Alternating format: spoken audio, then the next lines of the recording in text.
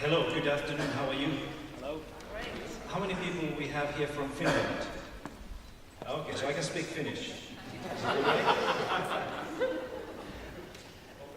Yeah, I heard that you learned already a few words of Finnish. First of all, it's wonderful to be here. It's a pleasure to be present in this Festival of Education. I think, like you heard in the morning, that this is a celebration. We are celebrating education and learning and teachers and schools. And that's really the nature of this panel, Simon, I guess, as well. It's an honor to have an opportunity also to say a few words to lead people into this conversation about whether Finland will continue to be an inspiration for others. What I'm going to do is I'll show you basically two things I'm going to tell you. One is to show you a little bit how Finland is actually doing compared to everybody else. And this will lead me to the second part, which is more about the concerns, or I call them Finnish paradoxes actually within our system that I think we need to keep in mind or somehow work out if we are going to continue to be the place where everybody wants to come to. You heard our Minister of Education speaking here in the morning, earlier this morning, and we have had so many people coming into this country during the last 12 years that the Ministry of Education and Culture has considered to be renamed to be the Ministry of Education and Tourism. But you know, the interesting thing, if I may start this introduction by saying that, you know, people often ask me that, so what do you think about the OECD PISA?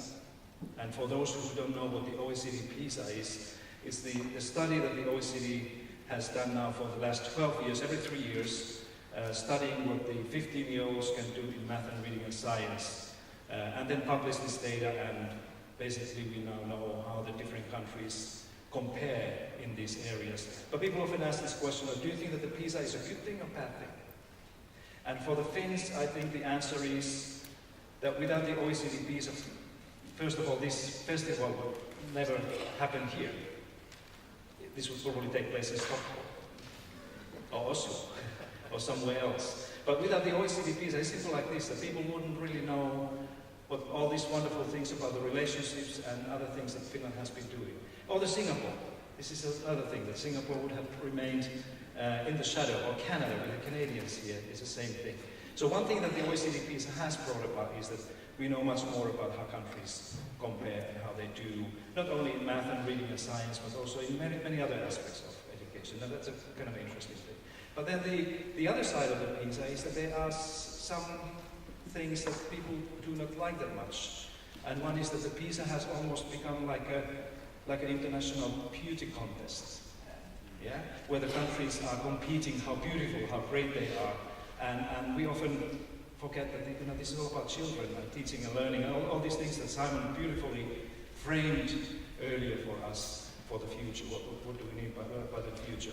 I see that PISA has also introduced a kind of an element of other type of competition, almost like a race among the countries, where the ministers of education and often presidents and kings and queens are competing which education system is doing better. And this reminds me of a story that I heard in Canada. We have Canadians here, very much welcome here. There were two guys who were hiking in the Rocky Mountains, and they were entering the area. There was a big sign, beware, you are entering the region of grizzly bears.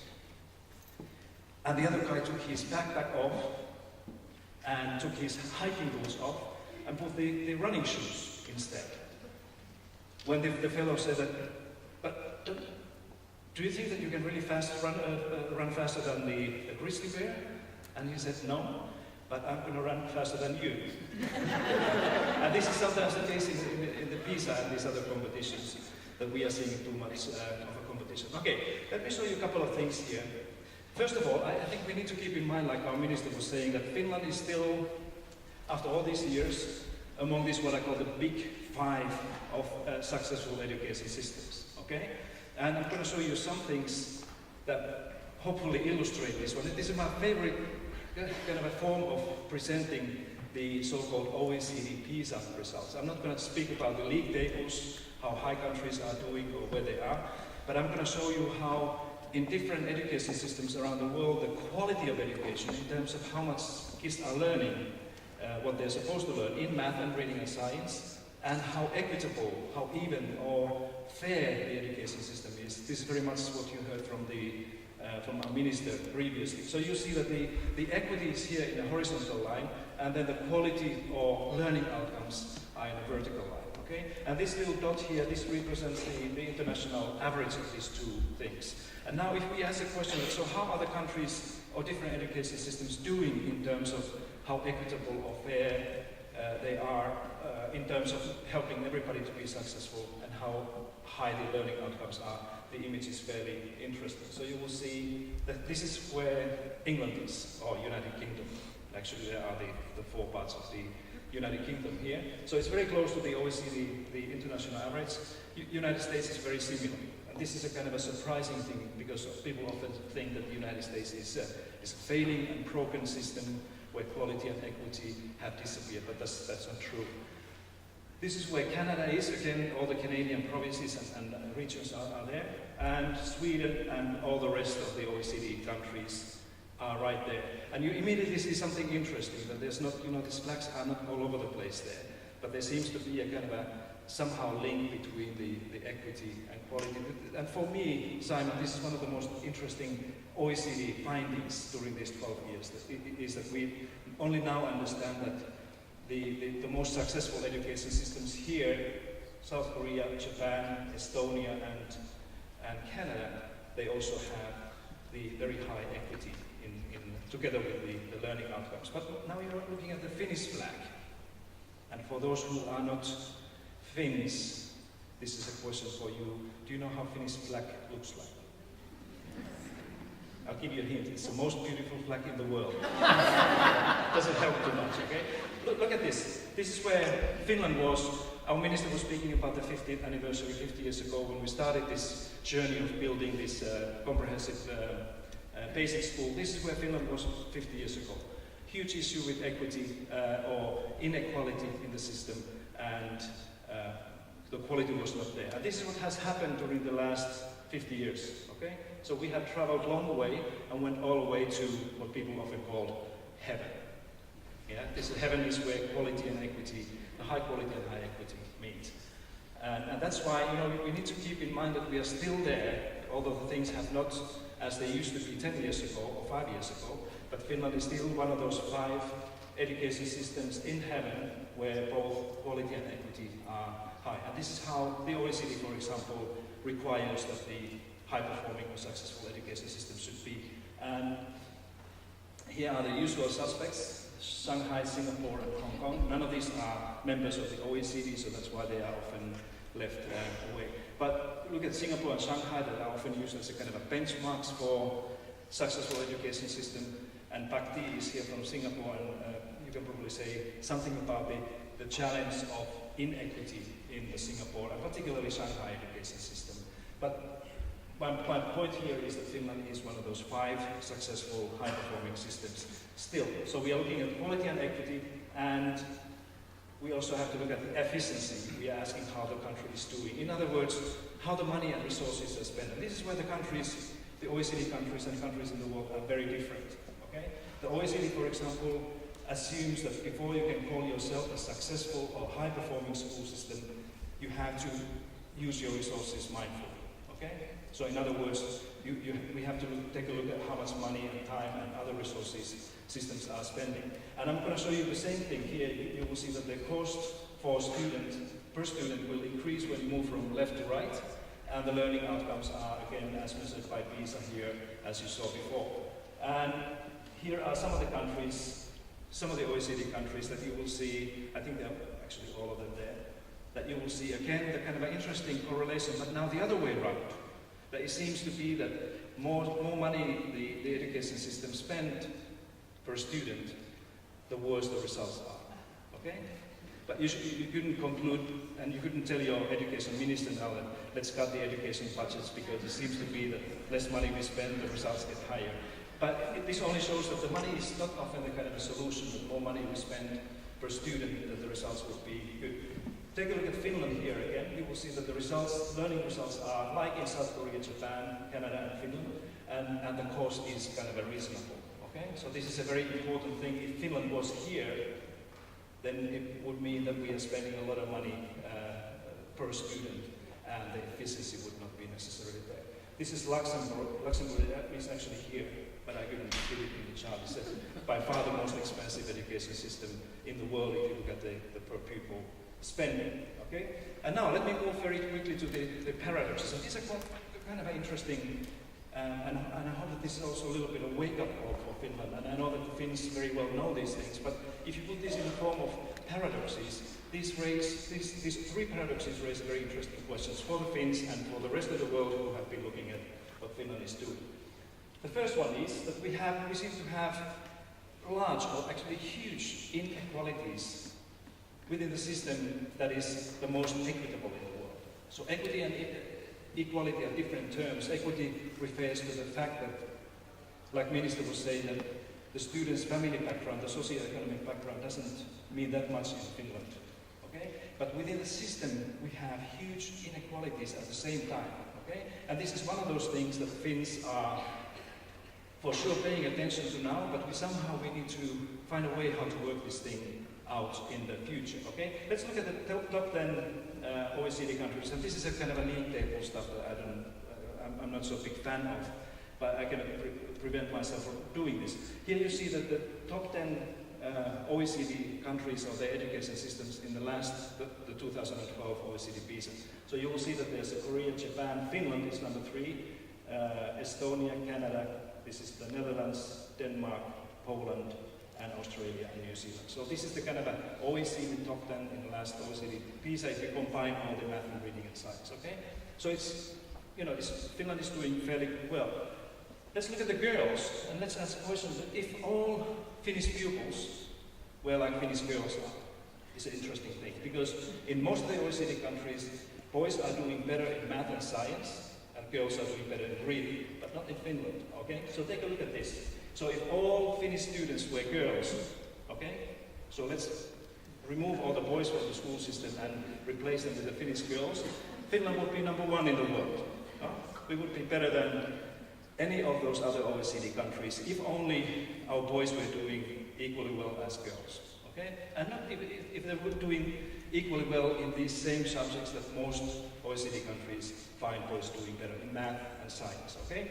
And now all the boys here you can close your eyes because it's not going to be good fun for you. So if all the Finnish pupils were boys, performing like Finnish boys, you will see that we would be almost as Australian. That's not a good question. But you know my point. Right. Finnish boys. Yeah. But you know the first point here is that we seem to have this huge inequality, gender inequality issue here, much more than any other OECD country in the world. Okay? And it has only got worse during the last 12 years. So we have a very kind of an alarming negative trend in this country where the girls seem to be doing much better in all of these areas than boys. Okay? And somehow, this invites the question of what does it mean for the school system? Is it enough to just change the time allocation and curriculum a little bit and arrange these things, or should we think radically more like Simon was speaking in the beginning? Very important question. Second one, and this is where Singapore, this is for Pak-T, because I know that you would have been upset to me if I hadn't included Singapore. So you will see that Finnish girls cannot reach the level of Singapore as average. That's how well they are doing over there. The second paradox is that we have a very high overall learning outcomes with extremely low and negative attitudes to learning, and particularly joy of learning that you heard also before. And it's a kind of an interesting thing again. Let me show you some of the countries just to illustrate you this. And this is a kind of extreme thing in Finland, that we have high results over here, but one of the most negative attitudes towards almost any aspect of learning. Engagement, motivation, enjoyment, meaningful, how fun the school is. So Finnish kids don't seem to be doing any of these areas particularly well. But we're still finding a good learning outcomes. Again, Singapore is one of those countries where both learning outcomes and many of the attitudes among students are positive. Okay? So this is a second paradox that we need to do something to this. And people have been calling for more joy into schooling and learning and more meaningful study and experiences. we need to find a way how to solve this issue. Otherwise, I'm afraid that these negative attitudes here will somehow affect also the quality and the outcomes. Maybe these two things are linked, but maybe the attitudes, particularly among Finnish boys, are driving their learning outcomes low. And finally, this is my last one here. Let's look at the third paradox. This is that we have a low level of use of technology in schools in one of the most technologically advanced societies. A very interesting thing that technology is everywhere. Everything is networked, and every school is networked to the internet and all other networks. But we still, according to the latest, for example, the latest European Union survey, find that Finland is one of the lowest countries in terms of how much technology is used in classrooms and in schools and for teaching and learning. Some of the countries are here, these are not all of them, but you will see that the Finland is not in a really kind of a good place where the technological advancement is very high, but we are not making use of these digital and technological things in the school. I'm not belonging to those people who believe that technology would solve everything, that we should be trying these reforms by giving a laptop or iPad to everybody. I don't think that this is the solution, but somehow we need to kind of work out this odd connection between the technologically advanced society and low level of use of technology in the school. So my conclusion here for you is that an answer to this question, that will Finland remain kind of an inspiration or envy to other countries? I think we can do that, but it requires that we have to be much more braver and much more bold in our thinking about education, how the schooling will look like. That simply by moving this past that we have now on the table, this doesn't happen. And that's why I was really happy to hear what you had to say, Simon, in the morning about the future requirements of particularly this S-curve, that what is the next big move here in Finland. If we are able to figure that out, I think there will be many OPPI festivals also in the future. Thank you very much. Wonderful. Thank you so much, Pasi. A perfect framing, I think. And just because Singapore has been mentioned a couple of times, Professor Pakti, your session I think is at 2:25 this afternoon, and people want to come into the challenge space and just go deeper on the Singapore system. Please absolutely do that. So, Pasi, thanks so much. I know these chairs look good, but I don't know how comfortable they are to sit in. So, they're great. Look, we went to try to find the absolute brains trust, the people who could really push this issue forward. Unfortunately, they weren't available, so we just chose the best-looking people that we could find to bring them up into this great setting. And so, just really briefly, I'm going to ask them just to give us a 10-second who they are, and then we're going to get really deep into this discussion. So, Mario. So, good afternoon, everyone. I'm Mario Kyllönen. I'm working as an acting head of Basic Education Division in the city of Helsinki. Thank you so much. Hi there, I'm Tim Walker, American teacher at Arashu Comprehensive School. I'm a 5th grade teacher. I'm Kathy Rubin. I'm a journalist. I write in a series called The Global Search for Education. I mention it because a lot of the questions you're going to hear today and tomorrow we raise in that series, and a lot of the people who give us the answers are actually here today and tomorrow. You can keep your microphone. Yeah, I'm collecting two of We can have both. Let's just turn this into karaoke. And Mario, you're okay with that microphone? Yeah, definitely. Perfect. So here's our group, and what we've got here is sort of Pasi and the system leader, someone who's working at that policy level, and Kathy, who's outside of education, looking in with this fresh eye.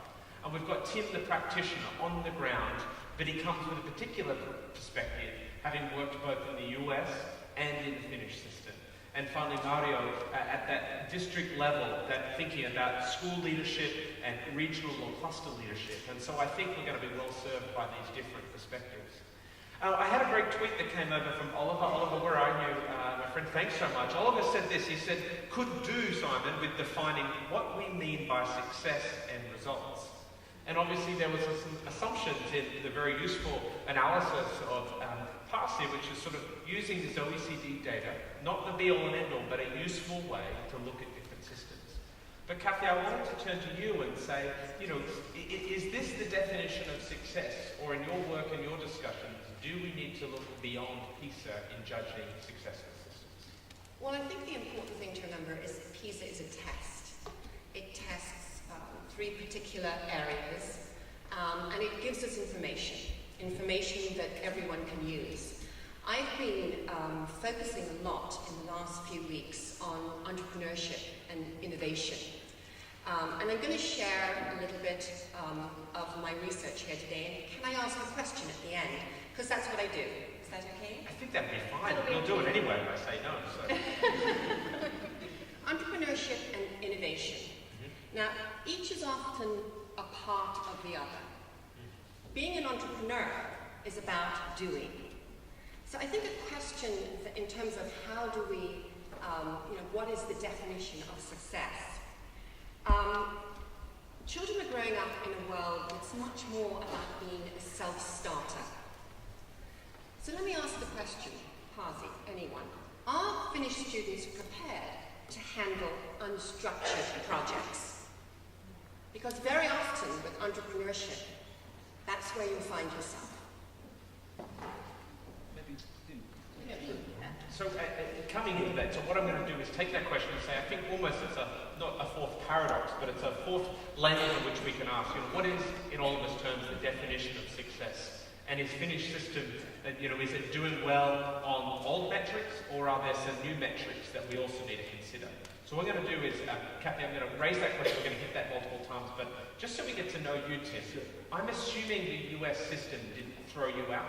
That is, you chose to come here. So my Finnish wife forced me to come here. Okay, so one question: why are you here in Finland? Why are you here in Finland? And number 2, what are some reflections on the Finnish system from your time so far? Well, the biggest reason, my wife is Finnish, and for many years we had toyed with the idea of coming to Finland and settling down, and we didn't know when that time would come, but finally my wife was pregnant with our second child, and we realized this is a good time to really reconsider living in Finland. And so I think doors opened up and we decided to make the move. And teaching, although it has been dreamy, teaching here in Finland, it wasn't my dream.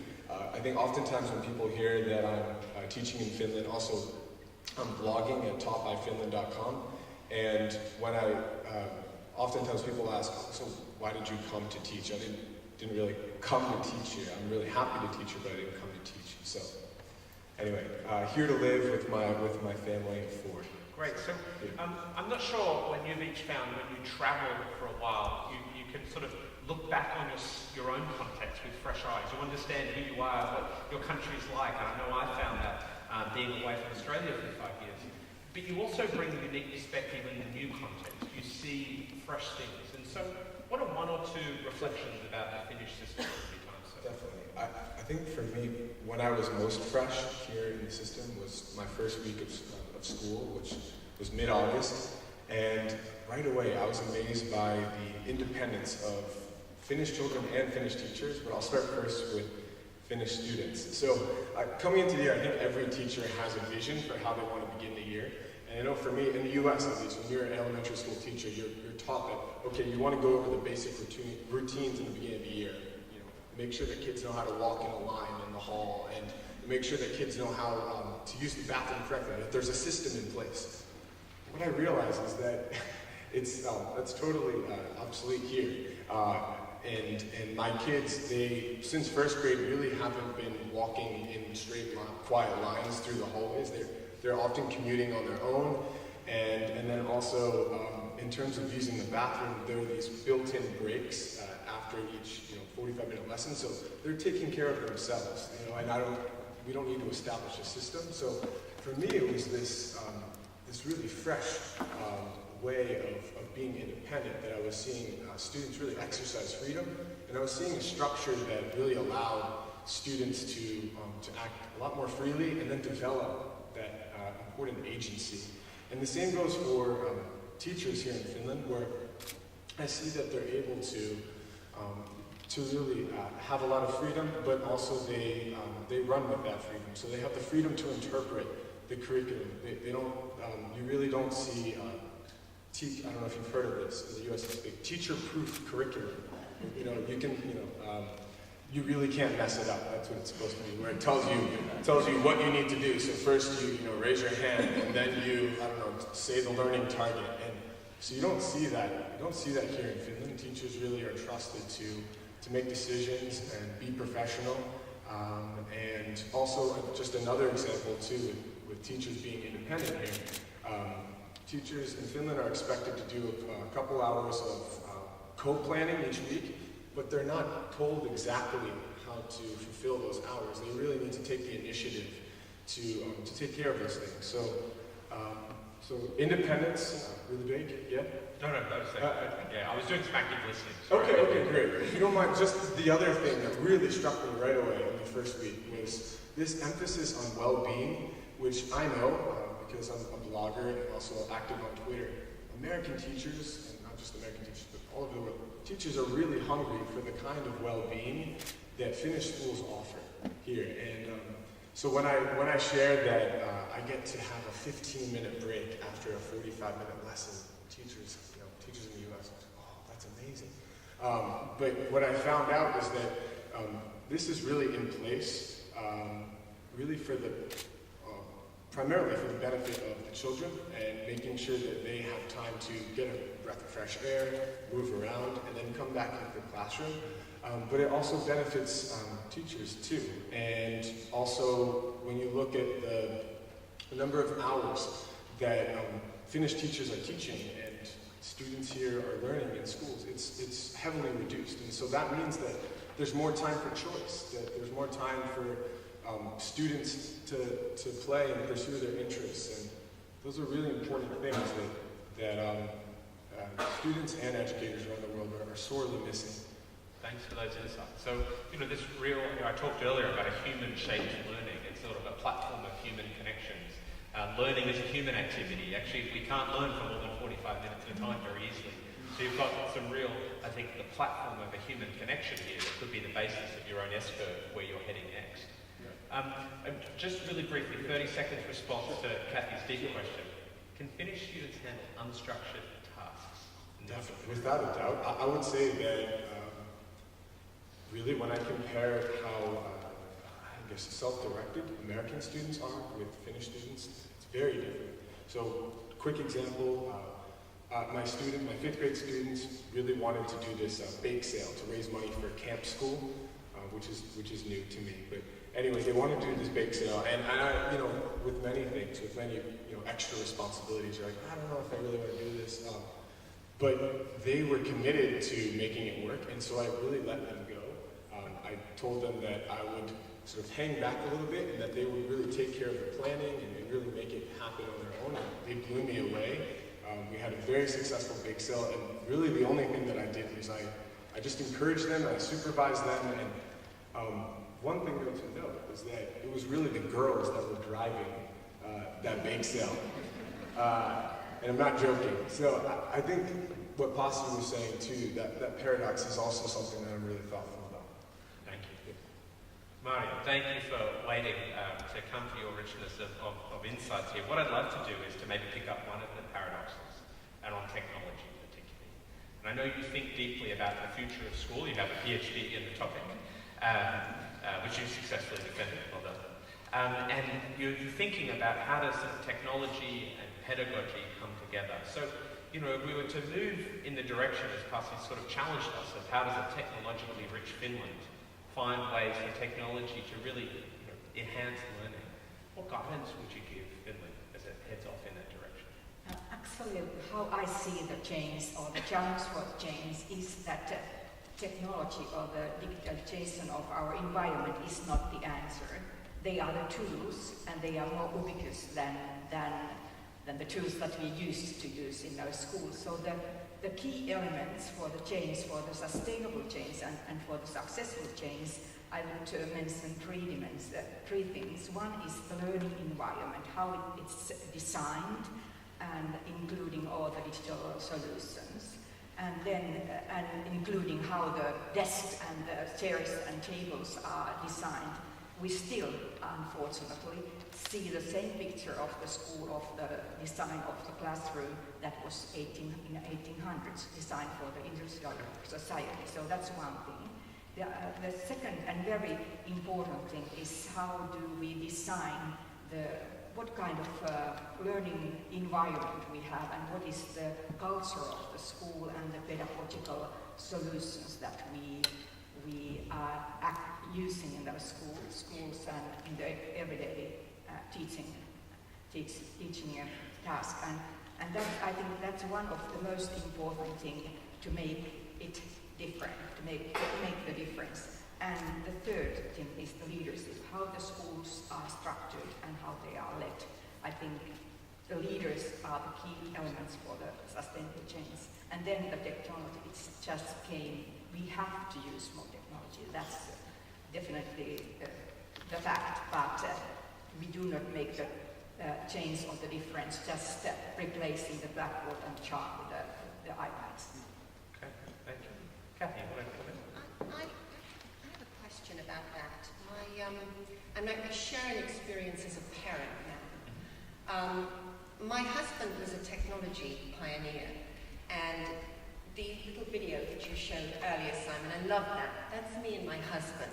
I'm the one with the book.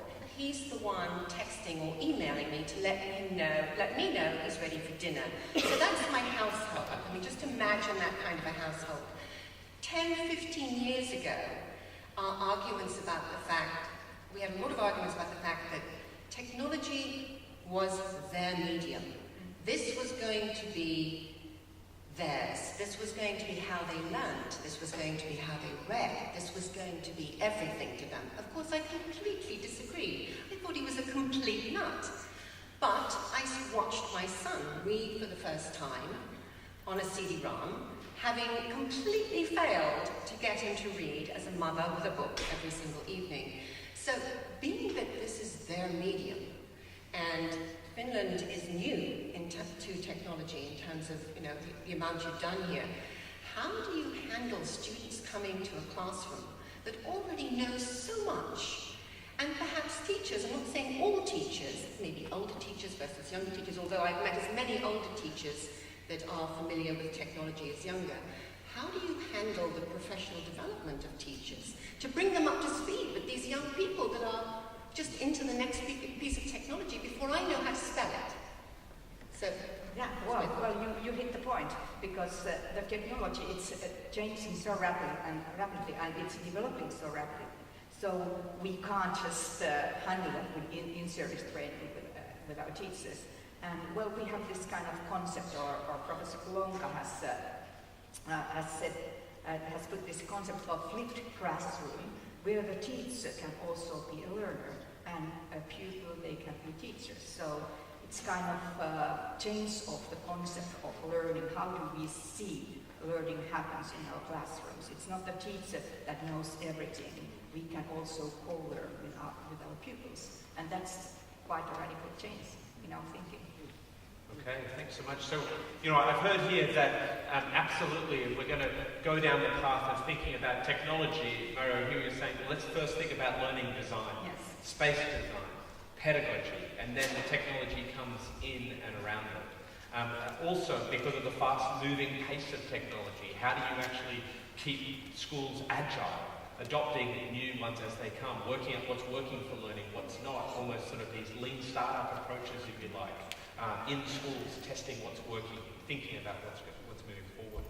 Look, I want to connect this discussion about technology and how it might lift the lid off learning with this great challenge of motivation and joy, and perhaps, Pasi, that first paradox of gender inequity may well be linked to the second paradox of high learning outcomes but low engagement in learning.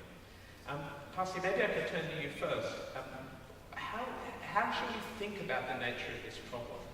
And in what ways do you think Finland could start to make progress on the motivational divide, if you like, not just the digital divide?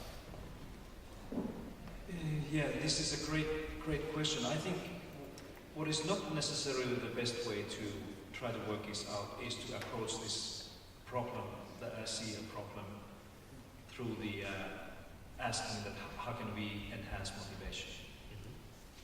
I think that's probably be a very difficult and long way to do. I think probably the better way to think about this is that how should we think about education overall? What is the kind of a purpose of schooling in the future? And I think Kathy was pointing to a very important point. Your question was about how do we deal with the students who already know how to use this, who are kind of technologically literate. I think your question is much broader than that, because there are more and more students now who know already the content, they know the knowledge through the technology at home when they come to school. And that's why I think that we need to ask ourselves that, so how should the learning place called school look like that would help everybody to want to learn and will to learn more than they do now? And I simply do not see too many options within the current way of organizing schooling that we have right now, where you have 5 or 6 whatever minutes you spend for the class every day, and you have math and reading and all these things separated from one another, often taught by different teachers who don't know what the other teacher was doing, and then you assume that everybody have to perform according to the same standard and expectation. In other words, this whole idea that we assume, and Finland much less than in the United States, for example, or Australia and many other countries, that we are kind of assuming that we educate everybody to be similar. And I think, Simon, you were speaking about this, that we should shift our minds and accept that we should be trying to educate everybody to be different. That this is the value in the future, how different we are from one another, rather than how similar, how close to the same standard we get. And I think this whole issue of motivation comes from these aspects, that we have more and more kids who already know these things when they come to school. They know the technology, and they have learned these things already. And there are more and more kids who really understand that, being different from one another, different from those other people, will be the kind of important thing for me in the future. So that's why my answer to your question is that perhaps the solution is not to figure out how to motivate everybody, but maybe we should be asking the question of how the school should look like in the future that will help everybody to find their own passion. Fantastic. So read this picture of holistic learning design. Don't go after and say, let's add this game to mathematics, because then maybe they'll stay with it for 20 minutes rather than 12. But, what's the nature of education that's irresistible? Valerie Hannon would say an education is worth having. We add something to what Pasi said. So can I, Yes, I'll get you to do that, but I'm going to add one element. Yeah. How do we get our educators, school leaders that you mentioned being right at the core, and educators, to want to or to have the skills to engage in this holistic redesign of education? So would love you to share, Mario, what you said, and then how do you get them at the front line to do that work?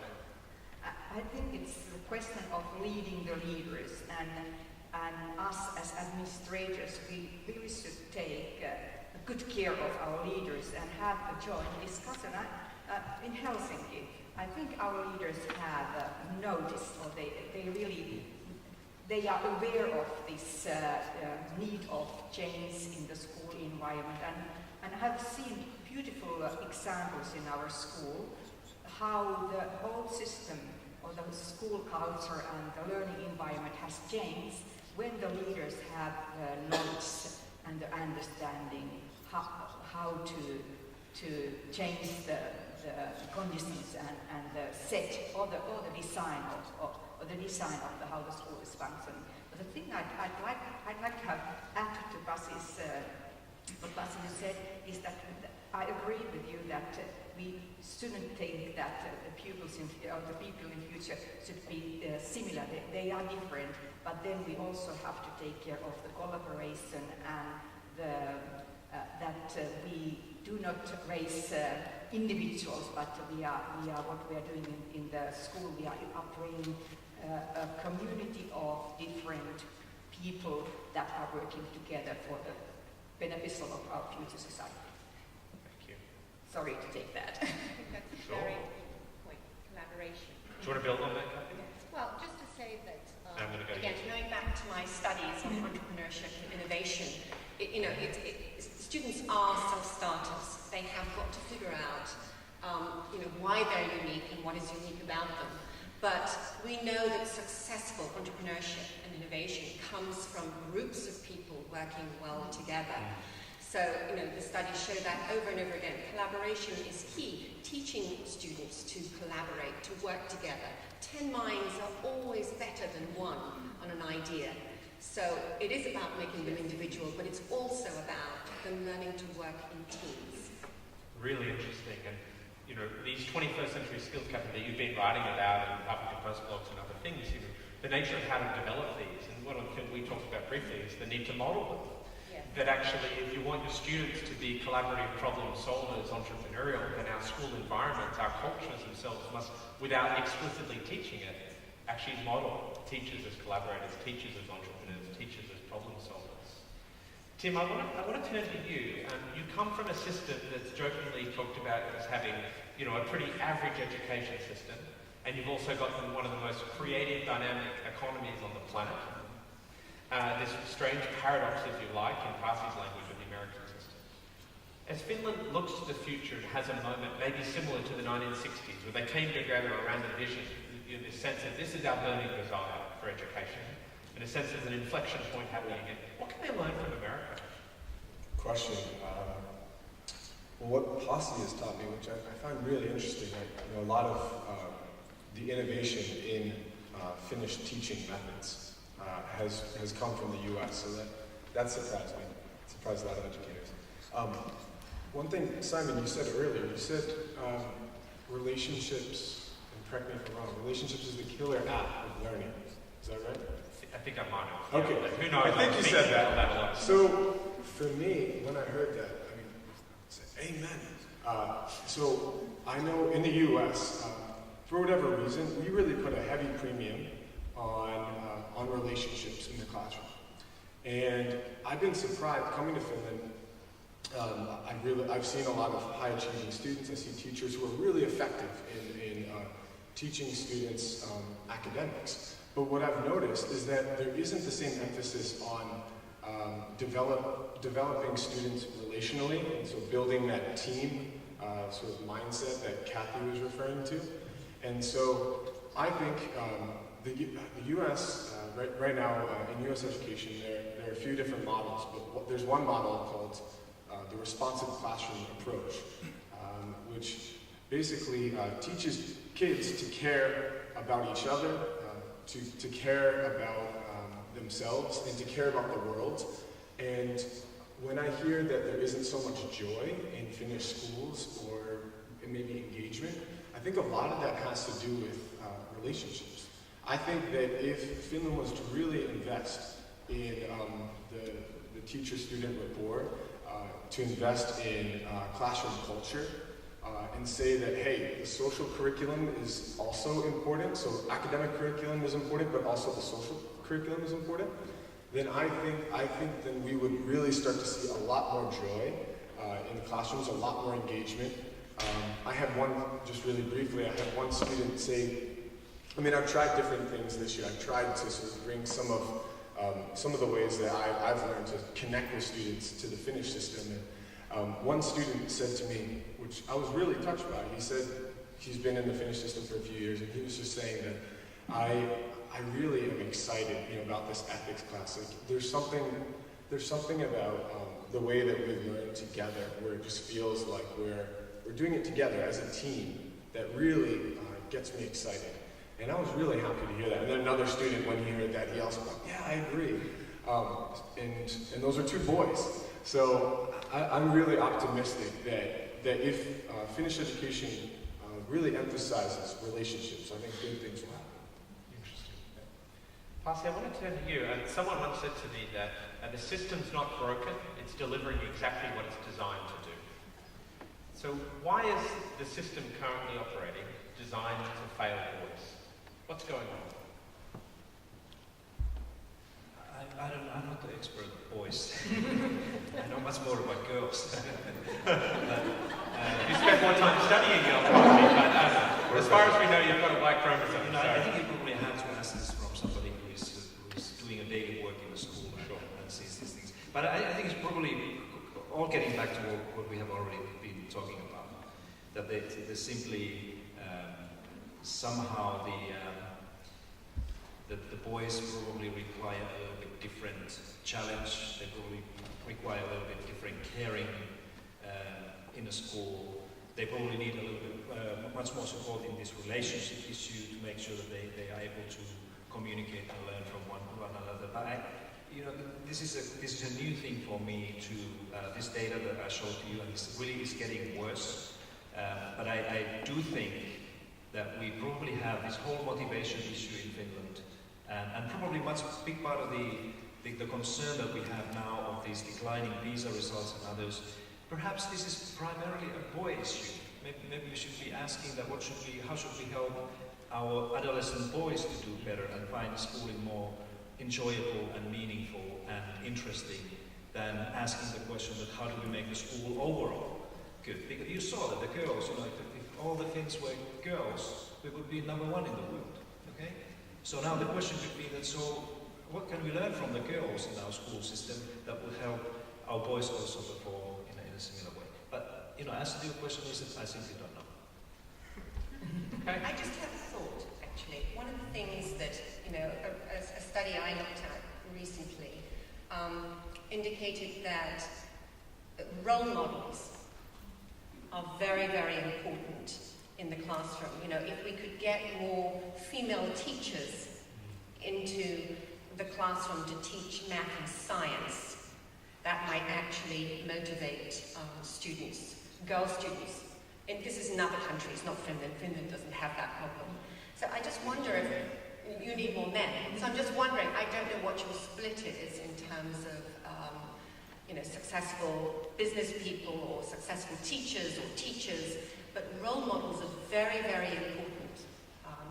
It's something I remember in the classroom in terms of motivating kids to do subjects they perhaps. Thank you. So look, we've got about 5 minutes left. I think that's right. Yeah. And so what I want to do is we've got about 2 comments each, a bit under a minute, 30 seconds each. And so I'd love first to go around and say, if there's one of these paradoxes you either want to sort of have a new insight to and think about, pick a paradox and share it. And then I'm going to come and say, if the world comes to Finland in 2030, why will they come? What will it be about the Finnish system that Pasi is talking about? What will they come to see and experience here in the new SO? So first one, 1 minute or less. Any comment building on one of the paradoxes we've been talking about? Mario, do you want to kick off? Well, I have some, when I saw the Pasi's slides yesterday, so I have one challenge that we are meeting here at least in Helsinki, but I think it's overall in Finland also, but especially in Helsinki, is that it's not only the inequality in between the gender inequality, but also the gap in between immigrant background children, how they are performing how they have performed in the PISA test compared to the Finnish-speaking mates, and that's something that really is concerning me. And how could we solve that problem? Because we can see that also in our everyday work in the school, and also when we are looking at the dropout rate of those that has finished their basic education. So unfortunately, amongst those children that have, or young ones that have not got the place in upper secondary or vocational, so almost half of them have immigrant background, and that's very, very alarming result. Thank you. We should do something. And so, how do we have a system that can harness diversity as an asset? Really allow people to have personalised learning and see each of their strengths and harness that. Tim, and this is 30 seconds, sure. Any comment on one of the paradoxes? Yeah, wanted to go back to the gender inequality and just wanted to share an observation. And any Finnish educators out there, you may also have the same observation. Like, I've just noticed at my school, when I see the boys in the hallway or before a class is beginning, many of them are, they're on their smartphones and playing games. And I think for me, I'm really curious in sort of investigating that too. Is there, are boys also being held back because they're glued to their phones? Okay. And for us too to consider, how do we need to approach that issue? So. Thank you. Kathy, any way you want to build on, add to one of the paradoxes we've been talking about? I'd just like to say that I think you face a lot of challenges going forward as, you know, technology plays a bigger role in classrooms. But actually, I want to break the rules here for a second and just say, on my way in, I was chatting to a Finnish teacher, and students don't start school in Finland till they're 7, and we are just starting to get a preschool program, and they come to school and many of them already read. We're trying to get a preschool program going in the United States so that a lot of our more disadvantaged children have an opportunity to really come to school better prepared. I'd like to take some of the Finnish parents and the Finnish teachers with me back to America, because I think they can teach some of our leaders an awful lot about preparing children for school. So I'd just like to leave that last thought with you. What I'm going to do, I'm going to let you finish our panel, Pasi, if that's all right. So, because I think, you know, as a system leader and as a global voice for Finnish education, I'd love you to kind of paint this out. So I'm going to come along. You've only got 30 seconds or so. Why is the world going to come to Finland in 2030? What are they going to come and see? I really have a great trust in our leaders and our teachers that as we are facing the challenges of today, so we are working to make the school better and to make the change, the very needed change to happen in our schools. So 2030, when the people come here, they are coming here because of the innovative, flexible school where the children are learning and they are enjoying and they are playing an active part of the school society as well in the surrounding society. So they will see the super school of Finland. Thank you for that vision. Tim, why are they coming to 2030? I think in 2030 people will come because they'll see a Finnish education system that wasn't happy with the status quo, that actually had a second renaissance. And I'm really hopeful that that can happen. Thank you. Will you still be here? Hopefully. I hope so. I agree, and you know, I think what Finland did was it gave the rest of the world a wake-up call. I mean, we all paid attention that here was this country doing a dynamite job with education, and it's really, really helped start the conversations around the world. So I think that's the reason we'll come in 2030, because you led the way. So, Pasi, we've heard here that these excellent people, the human capital of the system, and, you know, in Fullan and Hargrave, so the social capital that glues those educators and those leaders together, are going to have a new wake-up call to the world, if you like, as they pave the way, the new renaissance of learning. And we're going to come together. So, Pasi, you know, bring it all together for us. What do you see as the vision for Finnish education in 2030? Well, I think that people will come to Finland and to the festival like this in 2030 because we will be the first entire education system that has reduced the amount for direct instruction and a formal classroom teaching into half what we have right now. And everybody wants to come and see how you can run a kind of a student-directed system, not just school or district, but the whole system where you can, like the Singaporeans are nicely saying that you can teach less, but you can learn more. So people, rather than going to Singapore, they come to Finland to see that how you can make this really work for the entire system. But that's my view, that we have a bold, brand new idea of schooling that is based on these principles of teaching less but learning more. Perfectly wrapped up, right on the dot of time. Can you please thank our wonderful panel?